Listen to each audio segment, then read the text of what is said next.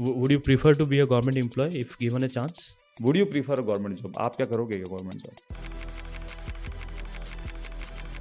मतलब 100 बच्चे अगर अप्लाई कर रहे हैं तो मुश्किल से एक का सिलेक्शन हो पा रहा है। ऑन एन एवरेज एक सरकारी नौकरी को क्लियर करने के लिए 3.4 अटेम्प्ट्स लगते हैं।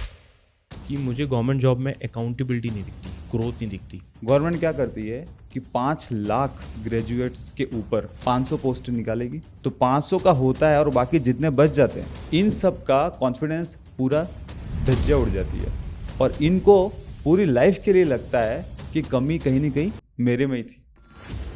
दो आदमियों को ना कभी भी रूलिंग पार्टी की साइड नहीं लेना चाहिए। पहला तो वो आदमी जो आदमी बेरोजगार है और दूसरा वो आदमी जो विदेश में काम कर रहा है। लेकिन एक तरीका जो गवर्नमेंट जॉब में पैसा कमाने का वो है करप्शन का। आप ये मैसेज दे रहे हो पूरे समाज को that it is okay to be corrupt and if you want to sit here on the top you also have to do corruption. मुझे ऐसा लगता है कि करप्शन अब तो एक सिस्टम का पार्ट हो गया। जो बंदे सबसे ज़्यादा करप्टेड है ना, उनका अगर आप कॉन्फिडेंस लेवल देखोगे तो आपको यकीन ही नहीं हो पाएगा कि यार ये बंदा करप्ट हो सकता है क्या।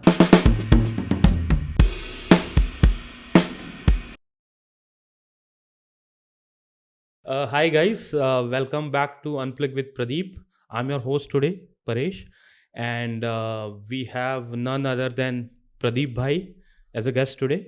आज हम लोग काफ़ी इंपॉर्टेंट इश्यूज़ पे बात करने वाले हैं, लेकिन हम आज अपना पॉडकास्ट स्टार्ट करते हैं एक स्टोरी के साथ। ओवर टू यू प्रदीप भाई। Thank you Paresh for having me here today. अच्छा, तो स्टोरी क्या है? It's not a story, it's a incident that happened. ऐसे हुआ कि मैं 1-2 महीने पहले की बात है, मैं अपने किसी फैमिली गैदरिंग में, कोई फैमिली में फंक्शन था रिलेटिव में, वहाँ पे उनके घर पे गया था, कुछ खाना था, तो फैमिली के सब लोग आए हुए थे। अब वहाँ पे क्या हुआ कि जनरल जब हम लोग बैठते हैं तो हम लोग बहुत सारे डिफरेंट टाइप के इश्यूज़ पे बात करते हैं। बहुत कॉमन इशू हमारे वहाँ पे क्या होता है, पॉलिटिकल इश्यूज़ जो होता है, बीजेपी, कांग्रेस, ये पार्टी वो पार्टी, ये सब चलता है, ठीक है। तो ये सारी चीज़ों पे बात हो रही थी, ठीक है। तो अभी हमारे फैमिली में ऐसे भी लड़के हैं जो गवर्नमेंट जॉब की तैयारी कर रहे हैं, प्रिपरेशन कर रहे हैं, ठीक है। तो उसमें एक लड़का जहाँ था जो गवर्नमेंट जॉब की तैयारी कर रहा है थोड़े टाइम से, और वो बहुत ज़्यादा रूलिंग पार्टी की साइड लेके बात कर रहा था, ठीक है। तो उसकी बहुत ज़्यादा उसकी साइड ले रहा था, ठीक है। अभी मैंने उसको बोला, ठीक है, कि ऐसे ऐसे डिस्कशनों का कुछ फ़ायदा तो होता नहीं है, ठीक है। मैंने उसको बोला कि दो आदमियों को ना कभी भी रूलिंग पार्टी की साइड नहीं लेना चाहिए।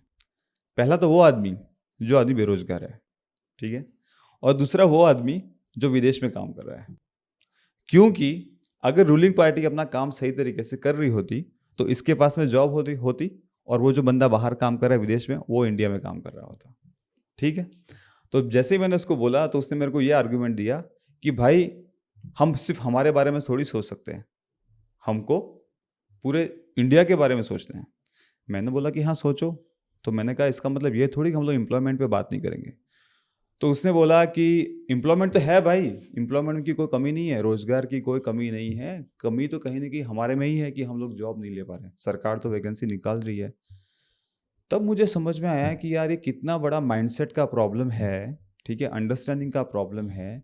और गवर्नमेंट कैसे, ठीक है, कैसे इंडिया के लाखों बेरोजगारों का माइंड वॉश करती है, ठीक है, और उनका कॉन्फिडेंस खत्म कर देती है। गवर्नमेंट क्या करती है कि 5 लाख ग्रेजुएट्स के ऊपर 500 पोस्ट निकालेगी, ठीक है, और उसके बाद में जब वो भर्ती निकलती है तो सारे बंदे उसमें अपीयर होते हैं। अब होना तो 500 का ही है, भले 5 लाख ही काबिल क्यों नहीं हो उस काम के लिए, होना तो सिर्फ 500 का ही है। तो 500 का होता है और बाकी जितने बच जाते हैं, ठीक है, 4 लाख के ऊपर जो भी नंबर है, इन सब का कॉन्फिडेंस पूरा धज्जियां उड़ जाती है और इनको सिर्फ उस टाइम के लिए नहीं, पूरी लाइफ के लिए लगता है कि कमी कहीं ना कहीं मेरे में ही थी, मैं ही कुछ न कुछ अपने में कमी होगी तभी मुझे जॉब नहीं मिली, बाकी गवर्नमेंट तो भर्तियां निकाली थी, ठीक है। अब यही बात मैंने उसको बोली कि पगले गलती तेरी नहीं है अकेले की, अगर तू चाहता और तेरे जैसे 5 लोग सब चाहते और शिद्दत के साथ मेहनत करते, उसके बाद में भी सबको जॉब नहीं मिलती, क्योंकि जॉब तो सिर्फ 500 को मिलनी थी, ठीक है। तो उसने क्या आर्गुमेंट दिया मुझे, जो ये वीडियो देख रहे हैं वो भी सोच रहे हैं कि भाई मेरे लिए तो एक ही बहुत है ना, ऐसे तो फिर बहुत सारे प्रधानमंत्री भी बन सकते हैं, लेकिन बहुत सारे प्रधानमंत्री क्यों नहीं बनते? बनता तो एक ही है। जितनी पोस्ट है उतने ही बन सकते हैं ना, उससे ज़्यादा तो बन नहीं सकते। लेकिन आप देखो कि उसको इस तरीके से कन्विंस कर दिया है कि ये आदमी अगर इसका आज सिलेक्शन नहीं होता है, और जो सारे के सारे जो हमारे बेरोजगार हैं जिनका सिलेक्शन आज की डेट में नहीं होता है, तो वो सिर्फ आज नहीं, पूरी लाइफ टाइम अपने आप को कोसेंगे। पूरी लाइफ टाइम वो बाहर भी जाके नौकरी करेंगे ना, तो अपने आप को यही बोलेंगे कि यार किसी और की गलती नहीं थी, गलती तो मेरी थी। ठीक है, वो कभी भी सरकार के खिलाफ, एडमिनिस्ट्रेशन के खिलाफ कभी कभी भी आवाज़ नहीं उठाएंगे, सिर्फ रोजगार के लिए नहीं, किसी और के मुद्दे के लिए भी। और उनके घर के बाहर बहुत बड़ा गड्ढा भी हो गया होगा, ठीक है, उनके पास चलने के लिए सड़क नहीं है, उनकी सड़क टूटी हुई है, हेल्थ केयर अच्छा नहीं, उसके बाद में उनको यही लगेगा कि यार हम तो बोलने के लिए लायक नहीं है। क्यों? क्योंकि हम लोग के गवर्नमेंट एग्जाम क्लियर नहीं कर पाए, तो कमी तो कहीं ना कहीं हम में ही है। और जिन 500 की जॉब लगती है, अभी इंटरेस्टिंग बात पता है ये है कि जिन 500 की जॉब लगती है, वो 500 जब जॉब लगने के बाद में बैठेंगे किसी मंच पे, उसके बाद वो जो जिनकी नहीं लगी है उनको कभी नहीं बोलने देंगे। उनको यही फील कराएंगे कि देखो कमी तुम में थी, हम अच्छे थे, हम आज के। और उनके तो प्लान अलग ही है। उनकी जॉब लगने के बाद वो तो कभी एम्प्लॉयमेंट की बात करेंगे ही नहीं। वो तो उनके फिर बहुत बड़े बड़े मतलब बहुत बड़े बड़े उनकी इंस्पिरेशन है कि ये कर देना है, वो कर देना है, ऐसा कर देना, वैसा कर देना। जो बेसिक लेवल की प्रॉब्लम्स है एम्प्लॉयमेंट की, हेल्थ केयर की, उसके बारे, एजुकेशन सिस्टम, उसके बारे में कोई बात नहीं करेगा। आपका क्या स्टैंड है गवर्नमेंट जॉब पे? Would you prefer to be a government employ if given a chance?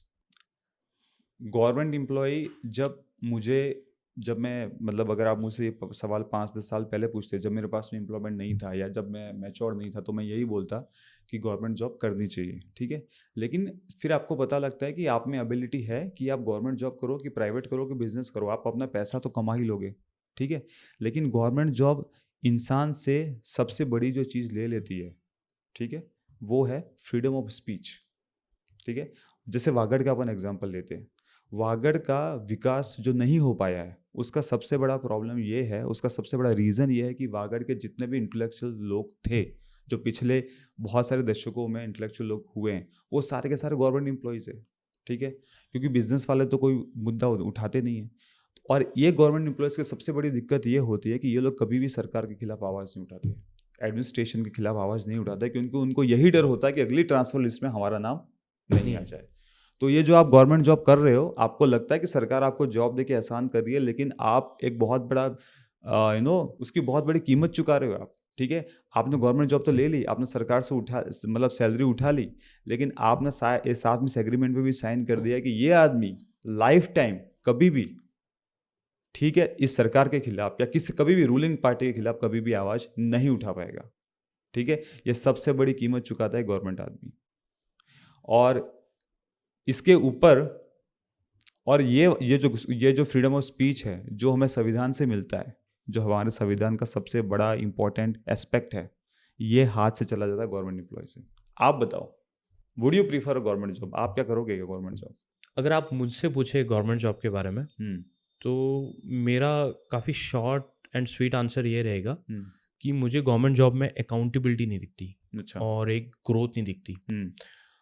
Accountability इसलिए नहीं दिखती कि जितने भी डिपार्टमेंट्स हैं वहाँ पर आप देखोगे गवर्नमेंट वहाँ पर कैपेक्स इन्वेस्ट कर रही है। ठीक है, वहाँ पर से रेवेन्यू जनरेट नहीं हो रहा, यानी 80% जो गवर्नमेंट जॉब्स हैं वहाँ पर गवर्नमेंट अपना फंड वहाँ पर अलॉट कर रही है, वहाँ से कोई रेवेन्यू जनरेट होकर वापस गवर्नमेंट को जा नहीं रहा है, सिर्फ इन्वेस्टमेंट जा रहा है। सिर्फ इन्वेस्टमेंट जा रहा है। ठीक है, और टैक्स पेयर का मनी जा रहा है। ठीक है, एंड ऑफ द डे। और दूसरी चीज़ है कि ग्रोथ इतनी नहीं है, यानी आप कितने भी हार्ड वर्किंग है, ठीक है, बट आपका प्रमोशन एक सर्टन इयर्स ऑफ सर्विस होगी तभी आपका प्रमोशन होगा। आप कितने भी ईमानदारी से काम करें या आप कितने डेडिकेशन के साथ काम करें, आपको कहीं ना कहीं अवार्ड मिल जाएगा, बट आपको प्रमोशन मिलना बहुत टफ है। एज फार एज आपके काफ़ी हाई लेवल के कनेक्ट नहीं है मिनिस्टर लेवल पे, अगर वो हैं तो पॉसिबल है, वरना तो आप भूल ही जाओ। ठीक है, तो मुझे ऐसा लगता है कि गवर्नमेंट जॉब में अगर अकाउंटेबिलिटी नहीं है, ग्रोथ नहीं है, तो आप कहीं ना कहीं आपका टैलेंट कहीं ना कहीं आप वेस्ट कर रहे हो। ठीक है, मेरा ये स्टैंड है उस पर। और एक लास्ट चीज़ जो मैं दूसरी बताना चाहता हूँ, जब पैसे की बात आती है, ठीक है, कि गवर्नमेंट जॉब में आई थिंक मुझे लगता है कि अगर आप में कैपेबिलिटी है तो आपको पैसा कमाना चाहिए। ठीक है, लेकिन एक तरीका जो गवर्नमेंट जॉब में पैसा कमाने का वो है करप्शन का, ठीक है।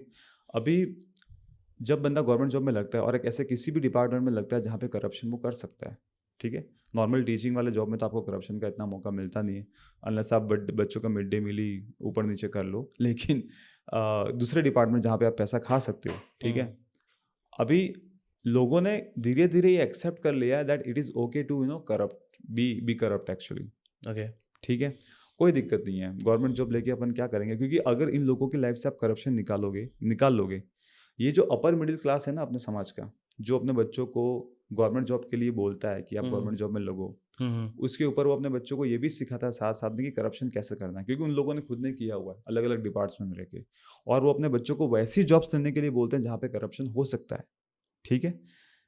आप देख लोगे एक नीचे का जो बंदा है जिसके गवर्नमेंट में जिसके फैमिली में कोई गवर्नमेंट जॉब में नहीं था, उसको पता नहीं चलेगा कि कौन से डिपार्टमेंट को चूज करना है, वो टीचर बन जाएगा, उसको बाबू बनने का पता नहीं चलेगा। लेकिन अगर आप नोटिस करे होंगे, जहां पर करप्शन करके ज्यादा पैसा बनाया ना, कहीं ना कहीं अपनी सोसाइटी उसी बंदे को सबसे ज्यादा रेस्पेक्ट कर रही है। बहुत सही बात बोली आपने। बैक बीचिंग करेंगे उसको कि ये इतना करप्टेड है, इसने ये किया है, बट आप देखोगे अगर उसकी लड़की के रिश्ते की बात हो तो उसी घर में करेंगे जहाँ ज़्यादा पैसे हैं, उनको इवन मालूम है कि कहीं ना कहीं करप्शन से ये पैसा बिल्ड किया गया, फिर भी वो वही प्रिफर करेंगे, ठीक है। और मुझे ऐसा लगता है कि करप्शन अब तो एक सिस्टम का पार्ट हो गया। अभी मैंने एक आर्टिकल पढ़ा था जहाँ पर क्लियरली आर्टिकल में क्लियरली टाइटल ये था कि corruption is a part of system and now every department set a goal for a yearly basis कि आपको आपके डिपार्टमेंट में आपको इतना कैपिटल यानी रेज करना है, यानी थ्रू करप्शन। हाँ, आप किसी भी वे से करो लेकिन आपको ये करना है, ठीक है। तो मुझे तो लगता है अब करप्शन तो सिस्टम का पार्ट है, सिस्टम का पार्ट है, सैलरी का एक कंपोनेंट हो गया, जैसे डीए एचआर है, तो पीएफ है, वैसे एक करप्शन भी एक कंपोनेंट ऐड कर ही देना चाहिए, मुझे तो ऐसा लगता है। लेकिन ये कितना इंटरेस्टिंग है ना कि हम लोग एक टाइम पे अगर आप देखोगे तो जितने भी छोटे छोटे सिटीज होते हैं या जिस गाँवों की जो पब्लिक होती है, अपने बच्चों को जब वो बड़ा कर रही होती है उनको एक ही चीज़ सिखाती है, स्किल तो उनको भी नहीं पता है कि सिखानी क्या है, स्किल सिखानी चाहिए, उसकी जगह पे वो लोग सिखाते हैं संस्कार संस्कार संस्कार संस्कार खूब चलता है, ठीक है। अब यही बंदे जब उनका बच्चा बड़ा होता है तो उन सारे संस्कारों को साइड में रख के एक ही बात करते हैं कि करप्शन करप्शन करप्शन करप्शन कैसा करना है, ठीक है। इतना ज़्यादा हिपोक्रेसी जिसको अपन बोलते हैं। और दूसरी चीज़, बंदा जितना ज़्यादा बड़ा करप्शन करके आता है वो घर पे आके उतना ही ज़्यादा चंदा देता है, और वो सिर्फ मंदिरों में चंदा नहीं देता है, वो अपने समाज में भी चंदा देता है। और समाज इतना शाना हो गया है कि समाज के जो एनजीओज होते हैं वो इतने खतरनाक लेवल पे अभी ऑपरेट हो रहे हैं कि they are ready to accept any money. वो कभी ये चेक नहीं करेंगे कि ये पैसा करप्शन से आया कि बंदे की सच में इतनी सैलरी है या इसका हार्ड एंड मनी है, ठीक है। और उस बंदे से पैसे लेके उसको समाज के एनजीओ को चलाने के लिए उसको पैसा चाहिए, और वो उसको सबसे आगे बिठा देंगे। और जब वो आदमी, करप्ट आदमी, सामने 10,000 पब्लिक के सामने जब उस मंच पे बैठता है, तब आप ये मैसेज दे रहे हो पूरे समाज को that it is okay to be corrupt, and if you want to sit here on the top you also have to do corruption. तो गवर्नमेंट जॉब भी करनी है, जिसको अपन सर्विस बोलते हैं, तो सर्विस गया तेल लगाना है, गवर्नमेंट जॉब भी करनी है, प्लस साथ में करप्शन भी करना है, उससे पैसे वाला प्रॉब्लम भी सॉल्व और प्रेस्टीज वाला प्रॉब्लम भी सॉल्व। और करप्शन करके भी बंदे को गिल्ट फील नहीं हो रहा है। हाँ, क्योंकि दिस वेरी कॉन्फिडेंस, यानी इतने बंदे कॉन्फिडेंट होते हैं, जो बंदे सबसे ज्यादा करप्टेड है ना, उनका अगर आप कॉन्फिडेंस लेवल देखोगे तो आपको यकीन ही नहीं हो पाएगा कि यार ये बंदा करप्ट हो सकता है क्या। हाँ। यानी उसकी बातों में इतना कॉन्फिडेंस रहता है। हाँ। और अगर आप देखोगे काफी स्पिरिचुअल इन्वॉल्वमेंट भी उन्हीं बंदों का सबसे ज्यादा है। हाँ, तो आप उस डायलेमा में हो जाते हो कि यार ये कोई बंदा बोल रहा था कि तो सबसे ज्यादा करप्ट है, लेकिन आप इसको देखो यार, लग ही नहीं रहा कि ये करप्ट है। हाँ। क्योंकि ये तो स्पिरिचुअल भी बहुत आगे हैं, काफी अच्छी बातें करते हैं, और घर पे भी आप देखोगे वो बंदा सबसे संस्कारी है, संस्कारी भी है। हाँ। तो संस्कार प्लस करप्शन, और उसके बाद वो बहुत सारी भक्ति भी दिखा रहा है। हाँ। और ये जब इतनी सारी भक्ति दिखा रहा है, इतना बड़ा जब दक्षिणा लेके वो जब मंदिरों में जाता है, तो मंदिर वालों को भी ज्यादा प्रॉब्लम, मंदिर के जो एनजीओज है, मंदिर की जो समिति होती है, उसको भी फर्क नहीं पड़ता कि पैसा कहाँ से आ रहा है, तो वो भी लोग रेडी है कि करप्शन का पैसा एक्सेप्ट करने के लिए। तो जब एक आम आदमी जो सही तरीके से अपनी जिंदगी जी रहा है, वो देखता है कि मंदिर में भी आदमी को दो जगह पे ही मतलब मंच दिखता है, एक तो अपने समाज में दिखता है और एक मंदिर में दिखता है।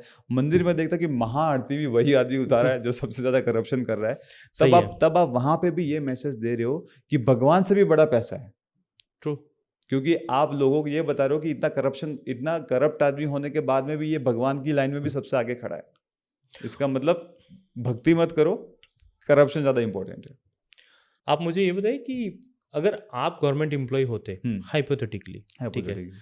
तो आप सोसाइटी में रिफॉर्म का लाने के लिए क्या स्टेप्स लेते, या आप क्या रिफॉर्म ला सकते थे उस टाइम? अगर आप हाइपोथेटिकली अगर आप गवर्नमेंट जॉब में होते तो आप क्या करते?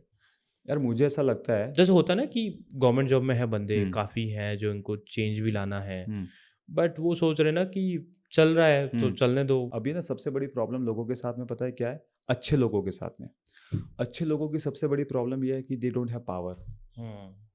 क्योंकि अच्छे लोग दुनिया को अच्छे तरीके से समझते नहीं है, उनके पास में पावर नहीं है, ठीक है। अगर गवर्नमेंट एम्प्लॉय होता तो पहली बात तो मैं पढ़ाई करके ऐसी पोजीशन पे होता कि मेरे पास में डिसीजन लेने की पावर होती। लेकिन मैं बता सकता हूँ कि आपको एक गवर्नमेंट एम्प्लॉय क्या क्या कर सकता है, ठीक है। हमारे जिस स्कूल में मैं पढ़ा हूँ, हमारे गांव की स्कूल में, ठीक है, हमारे वहाँ पे एक प्रिंसिपल, एक हेडमास्टर जिसको बोलते हैं, क्योंकि 10वीं तक का स्कूल था, आए हमारे स्कूल में। उनके आने के बाद में मैं बता रहा हूँ कि हमारे स्कूल का जो डिसिप्लिन जिस तरीके से चेंज हुआ है, ठीक है। हमारे वहाँ के टीचर्स जो नहीं पढ़ाते थे ना, उन लोगों की भी ये हालत होती थी कि जाके संजीव पासबुक से भी पढ़ के आना है उनको, लेकिन क्लास में बच्चों को पढ़ाना है। वो बंदा आके बैठेगा क्लास में पीछे और आपका लेक्चर अटेंड करेगा, वो सुनेगा कि ये बच्चे को कैसे पढ़ा रहा है। उनकी प्रॉपर मीटिंग्स होती थी, वो लोग गांव में जाके संपर्क करते थे। मेरे फादर ने बहुत सालों तक ये चीज़ की है कि रात को जब पढ़ाई का टाइम होता था, स्कूल का टाइम होता था ना, मेरे फादर ने कभी मुझे आके नहीं पूछा कि तू क्या पढ़ रहा है, और वो गाँव में राउंड पे जाते थे ये देखने के लिए कि सबके बच्चे पढ़ रहे नहीं, क्योंकि 10वीं के एक बोर्ड के एग्ज़ाम है, 8वीं के बोर्ड के एग्ज़ाम है। और ये मेरे फादर की स्पेशल बात नहीं, मेरे फादर जैसे बहुत ऐसे पुराने टाइम के टीचर हैं जिन लोगों को जेन्युइनली इंटरेस्ट था बच्चों की या गांव के बच्चों की पढ़ाई में। और वो जो हमारे प्रिंसिपल जिनकी मैं बात कर रहा हूँ, उनके आने के बाद में पूरा का पूरा स्कूल का माहौल चेंज हो गया। और सिर्फ इस चीज़ में चेंज हो कि उन लोगों बच्चों ने सिर्फ पढ़ाई की, उस टाइम पे इसमें भी चेंज हुआ कि गांव में स्पोर्ट्स, हमारे मतलब स्कूल के ग्राउंड में स्पोर्ट्स बहुत ज़्यादा बढ़ गए। हम लोगों की बहुत सारी टीम्स गई थी बाहर खेलने के लिए और बहुत सारी चीज़ें जीत के भी आई थी, ठीक है। और बहुत सारे सांस्कृतिक कार्यक्रम भी होते थे, ठीक है, बहुत सारे कैंप्स वगैरह लगते थे। पहली बार किसी स्कूल में ऐसा हुआ था कि बच्चों को माउंट आबू जो अपना है वहां पे पिकनिक पे लेके गए थे। एक बस करके बहुत सारे बच्चों को माउंट आबू पिकनिक पे लेके गए थे। मतलब लोग बच्चों को ये दिखा, अरे मैं तो पहली बार निकला था अपने घर से पिकनिक पे, ठीक है। तो मैंने देखा कि गवर्नमेंट एम्प्लॉय क्या क्या कर सकता है, the power he has.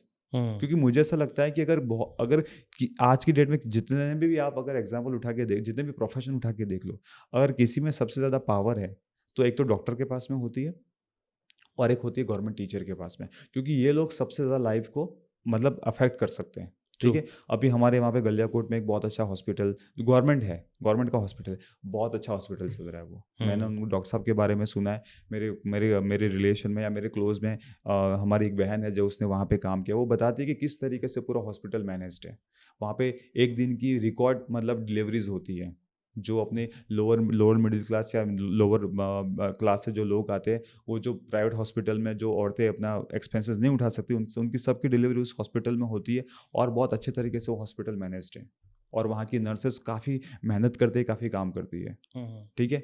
Galiakot hospital की बात कर रहा हूँ मैं। तो ऐसे ऐसे बहुत से लोग हैं जो अभी भी उतनी शिद्दत के साथ में काम कर रहे हैं। तो अब आपको लगता है कि वो जनरेशन के जो टीचर्स थे वो अब नहीं रहे, नहीं, उस लेवल का डेडिकेशन नहीं है रहा, उस लेवल का डेडिकेशन नहीं दिखता है, साफ साफ नहीं दिखता है। उसका एक रीज़न ये भी है कि गवर्नमेंट ने पढ़ाई के अलावा बहुत सारी योजनाएं दूसरी डाल दी है, जिसकी वजह से टीचर, इसके बारे हम लोग ने ऑलरेडी एक पॉडकास्ट हमने किया था सर के साथ में, डायलॉजी के साथ में, उसमें हमने बहुत सारी गवर्नमेंट टीचर के बारे में बात की थी। लेकिन अगर तो देखो, आपकी सही बात है, काफ़ी योजनाएं में काफ़ी इन्वॉल्व कर दिया है, टीचर का टाइम इन्वॉल्व नहीं रहते मिलता है। हैं। बट आपको नहीं लगता कि अगर 6 आवर्स या 7 आवर्स की जो भी स्कूल का टाइम है, ठीक है, really they are spending 6 to 7 hours only doing that back office work. अभी अगर आप प्राइवेट सेक्टर से कंपेयर करो ना तो उसके उसके कंपेरिजन में उनका वर्कलोड कुछ भी नहीं है। हाँ ठीक है, जो काम हम लोग नहीं, करते हैं, वर्कलोड की बात मत नहीं, करो मैं आप, कह रहा हूँ, नंबर ऑफ आवर्स कितने लगते नंबर हैं। ऑफ आवर्स भी मैं यही कह रहा हूँ। हाँ अगर वो चाहें तो कर सकते हैं। हाँ ठीक है, अगर वो चाहें और मेहनत करें, और ऐसे लोग अभी भी हैं थोड़े बहुत जो करते हैं। ठीक है, अपने गांव के भी एक दो मतलब हमारे भाई हैं छोटे, जो अभी भी मैंने देखता हूँ कि वो अपने स्कूल में जाके काफ़ी सारा मेहनत करते हैं, काम करते हैं, लेकिन उसका रिजल्ट नहीं दिख रहा है। और उसका सबसे बड़ा मतलब उसका सबसे बड़ा रिजल्ट मतलब देखना ये है, मतलब उसका क्या बोलते हैं, उसका बहुत बड़ा सबूत इस बात का ये है कि जो बच्चे पास आउट होके आ रहे हैं उनका बेस ही नहीं है, वो ना इंग्लिश पढ़, और ये अपनी मैं अपनी बात मैंने कुछ जाके चेक नहीं किया, वो खुद अपने उसके बारे में बताते कि जो बच्चे भी पास आउट होके आ रहे हैं उनका क्लास नहीं है। जो 10वीं का बच्चा पहले जितनी अच्छी मैथ जानता था, जितनी अच्छी मैथमेटिक्स कर सकता था, जितनी अच्छी इंग्लिश में जितना अच्छा था, संस्कृत में जितना, वो आज की डेट में उतना है ही नहीं। तो उससे साफ साफ दिखता है कि पढ़ाई की क्वालिटी में कमी आई है। अब गवर्नमेंट एम्प्लॉयज़ के टीचर के पास में बस एक ही ऑप्शन है कि आप ज़्यादा काम करो, जो सरकार ने काम दिया है वो भी करो, और दूसरी चीज़ आप ये भी करो कि आप अभी भी आप एजुकेशन पे उतना ही फोकस करो। लेकिन वो एक सबसे बड़ी प्रॉब्लम दूसरी ये भी है जिसके बारे में कोई बात नहीं कर पा रहा, again because of government job. इतनी सारी सरकारी स्कूलें खाली पड़ी हुई है।